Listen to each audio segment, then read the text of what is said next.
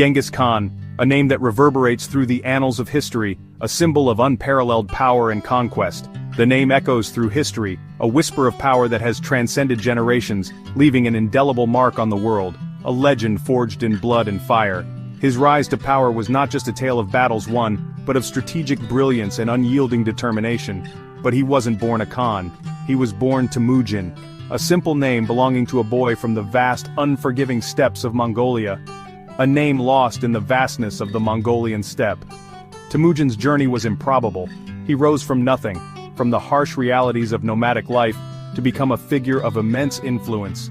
He became the ruler of the largest contiguous land empire in history.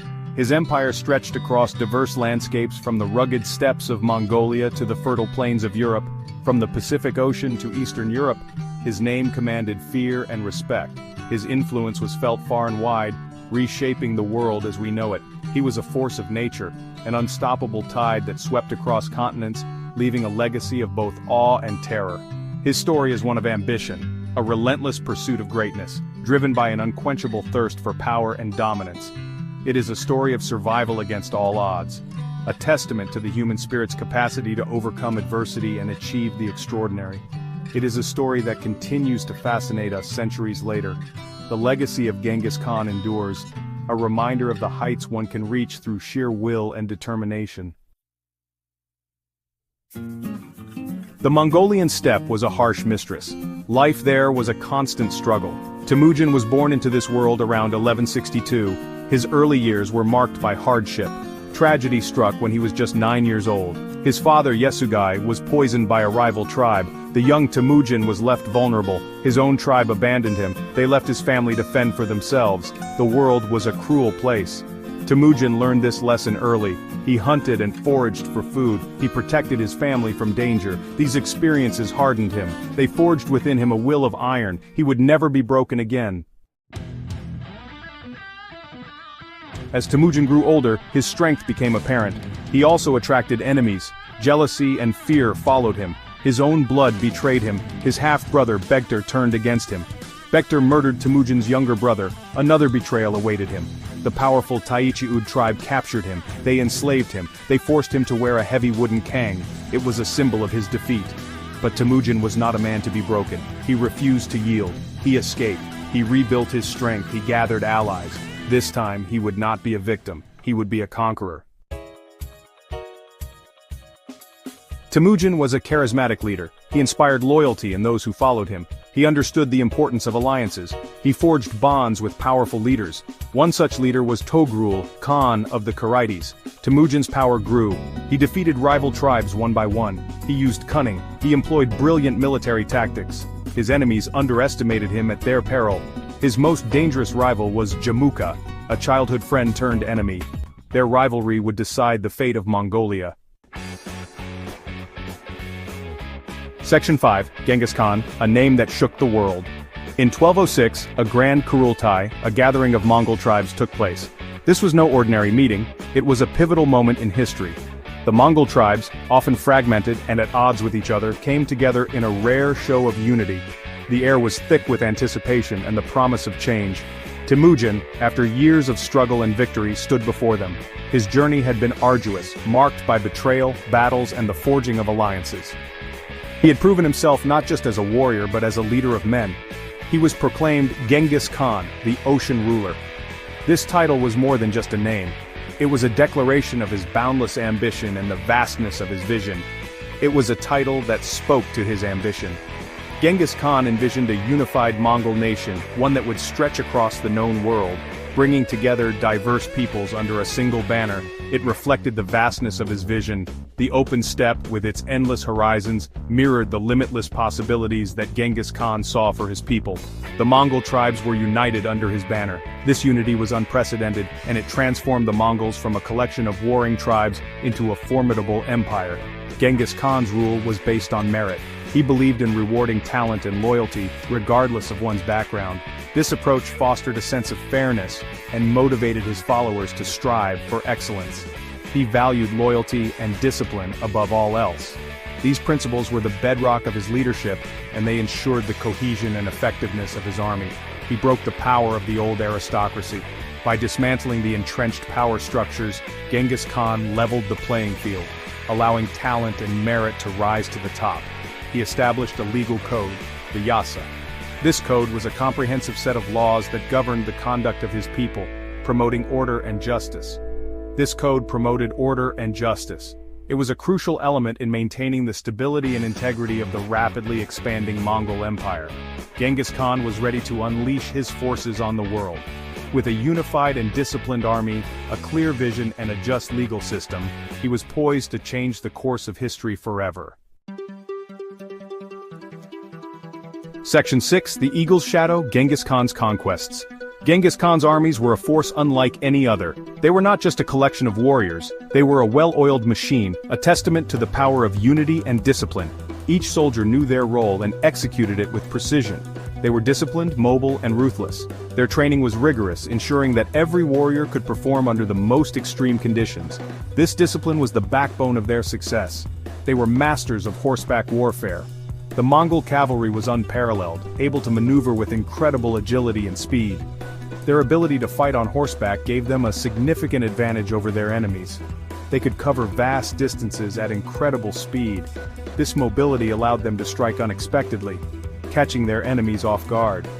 The vast steppes of Mongolia were their training ground, and they knew how to use the terrain to their advantage. The Mongol warriors were expert archers. Their skill with the bow was legendary, able to hit targets with pinpoint accuracy even while riding at full gallop.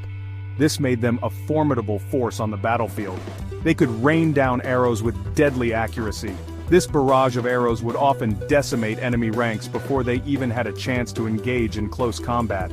The psychological impact of this relentless assault was immense.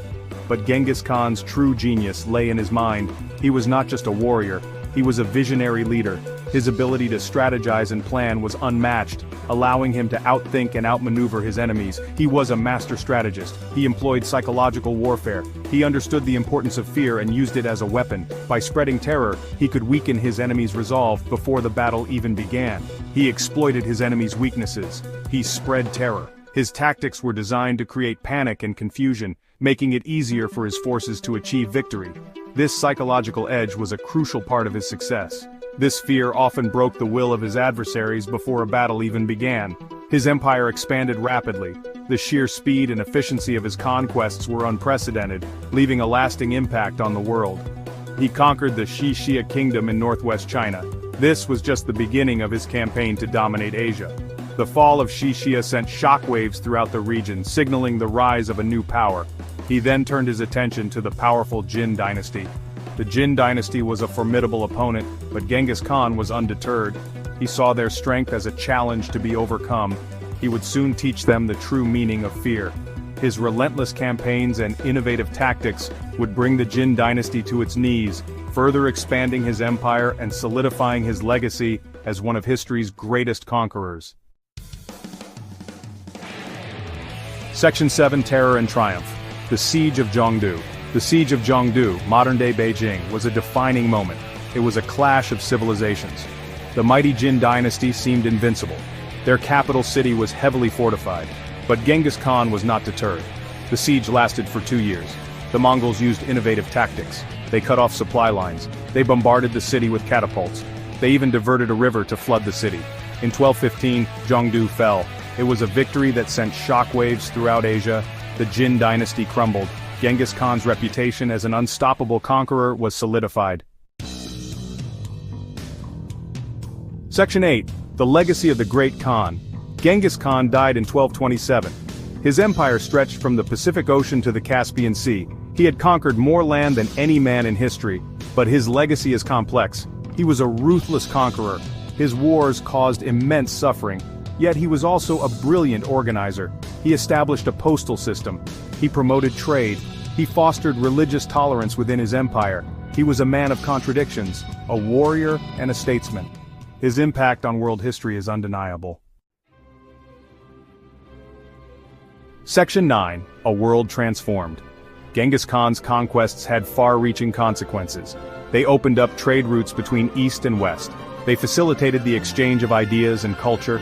The Mongol Empire, under his successors, connected distant lands. This interconnectedness had a profound impact on the course of history.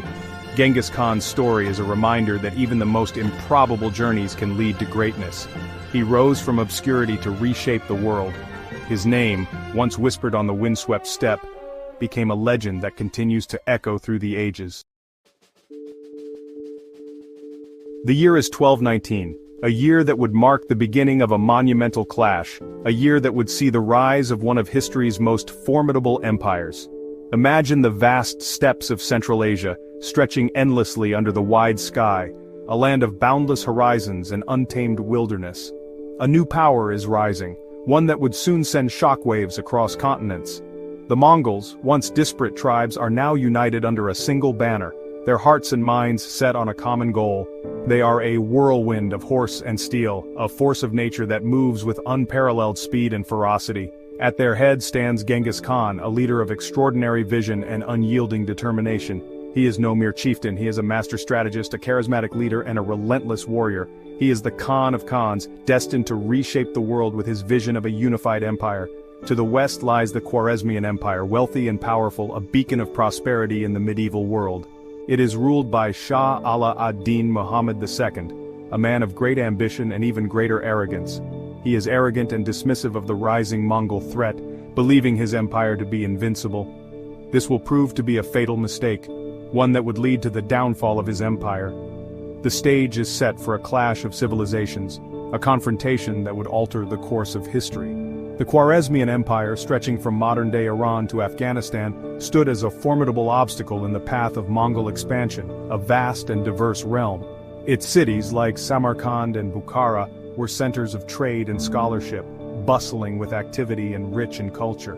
The Shah commanded a vast army, bolstered by mercenaries and technological innovations like gunpowder weapons, confident in their ability to repel any invader. He saw himself as the heir to a long line of Persian emperors, a guardian of a proud and ancient legacy. He viewed the nomadic Mongols as barbarians, unworthy of serious consideration. He believed them to be no match for his superior forces, a grave miscalculation. This underestimation would have dire consequences, leading to a series of devastating defeats. The clash between these two empires would be a defining moment in world history, a battle of titans that would echo through the ages. Genghis Khan, having united the Mongol tribes through a combination of military prowess and shrewd diplomacy, was not content with ruling the steppes. His ambitions reached far beyond the horizon. He had his eyes set on a grander prize, the creation of an empire that would span continents, an empire that would stand the test of time. The wealth and resources of the Khwarezmian Empire were too tempting to resist, a treasure trove waiting to be claimed. Moreover, Genghis Khan saw the Shah's arrogance as an insult, a challenge that could not go unanswered. He was determined to teach him a lesson, to show the world the might of the Mongol Empire. The tension between the two empires was palpable, a simmering conflict ready to explode. It was like a storm brewing on the horizon, a storm that would soon unleash its fury. The Mongols, hardened by years of warfare and driven by an insatiable hunger for conquest, were a force unlike any other, relentless and unstoppable.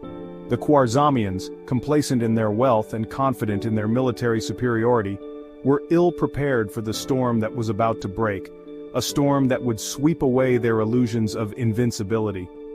The year 1219 marked not just the beginning of a war, but the start of a seismic shift in the balance of power, a shift that would reshape the world as we know it. The spark that ignited the conflict was deceptively small, almost insignificant in the grand scheme of things. In 1218, Genghis Khan, ever the pragmatist, sent a diplomatic mission to the Khwarezmian Shah. This mission was meant to be a gesture of goodwill, a bridge between two powerful empires. He proposed a trade agreement, seeking to open the Silk Road for the benefit of both empires. The Silk Road was not just a trade route, it was a lifeline that connected the East and the West, a conduit for culture, ideas, and wealth. It was an offer of peace and prosperity, a chance to foster mutual growth and understanding. The Shah, blinded by his own arrogance, saw it as weakness. He could not fathom that the Mongols, known for their fierce warriors, could be extending an olive branch. He had the Mongol envoys seized and executed, a brutal act that sent shockwaves through the Mongol Empire. This was an unforgivable offense, a direct insult to Genghis Khan and his people. It was a grave miscalculation that would cost him dearly. The news of the massacre reached Genghis Khan and the reaction was swift and fierce. The news of the massacre reached Genghis Khan. He was a man known for his composure. Even he was enraged. The murder of his envoys was a violation of the sacred laws of hospitality, a principle deeply ingrained in Mongol culture. The murder of his envoys was a violation of the sacred laws of hospitality. It was a direct challenge to his authority. He swore vengeance. It was a direct challenge to his authority. He swore vengeance. The Mongol war machine, already primed for conquest, was now aimed squarely at the heart of the Khwarezmian Empire. The Mongol war machine, already primed for conquest, was now aimed squarely at the heart of the Khwarezmian Empire. The drums of war began to beat. The drums of war began to beat. Genghis Khan, a master strategist, did not rush into battle. Genghis Khan, a master strategist, did not rush into battle. He spent a year meticulously planning his campaign. He gathered intelligence, assessed his enemy's strengths and weaknesses, and rallied his troops. He gathered intelligence, assessed his enemy's strengths and weaknesses, and rallied his troops. He understood that victory would require more than just brute force. He understood that victory would require more than just brute force. He needed a cunning plan. He needed a cunning plan. He would use the vastness of the steppes to his advantage. He would use the vastness of the steppes to his advantage.